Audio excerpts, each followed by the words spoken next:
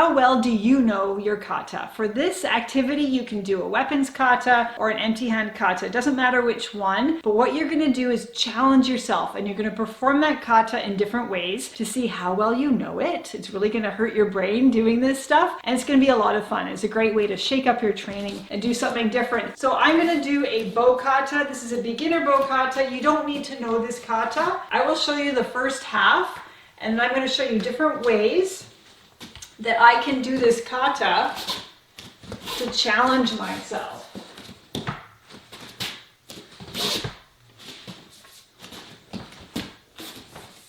Okay, so that's the first half, how to challenge myself. What I can do is run through the kata again, but this time, once I'm at my ready stance here, I'm not allowed to move my arms. I can only move my feet.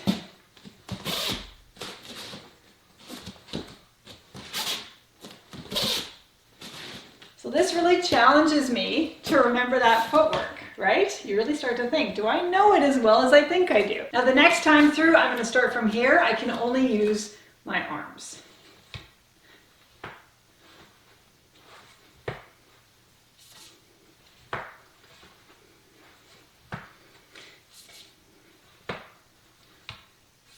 And because I'm only using my arms, it challenges me to think, okay, I'm not changing direction, so I don't have that mental trigger, okay, that movement trigger, what comes next. So you really have to think about what's coming next when you do this. Another thing you could do if you feel safe enough to do this, and if you're in a good space, is you could practice your kata with your eyes closed. That's really helpful to challenge yourself when you're changing direction. You will probably end up facing the wrong direction at certain points, but it's good for your brain to challenge yourself. Another thing, and this is something you should always be doing, is do perform your kata facing different directions. So if you always perform your kata this way, make sure you also practice it in different directions. And this is really helpful for when you're getting ready for a competition, because you have no idea where the front of the dojo is going to be at a competition. So it's good to get used to facing different directions. You can also try this. Every time you do a sequence in that kata in one direction,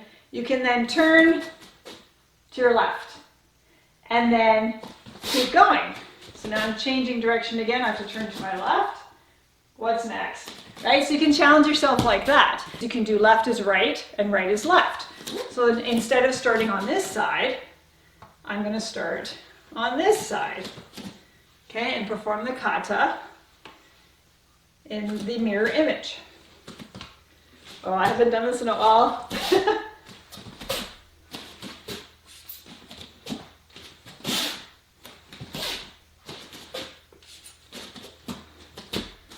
That's right. Another thing you can do is start from the end of the kata and work backwards to the beginning. So let's see, last move was this, and then a sweep, strike, poke, uh-oh.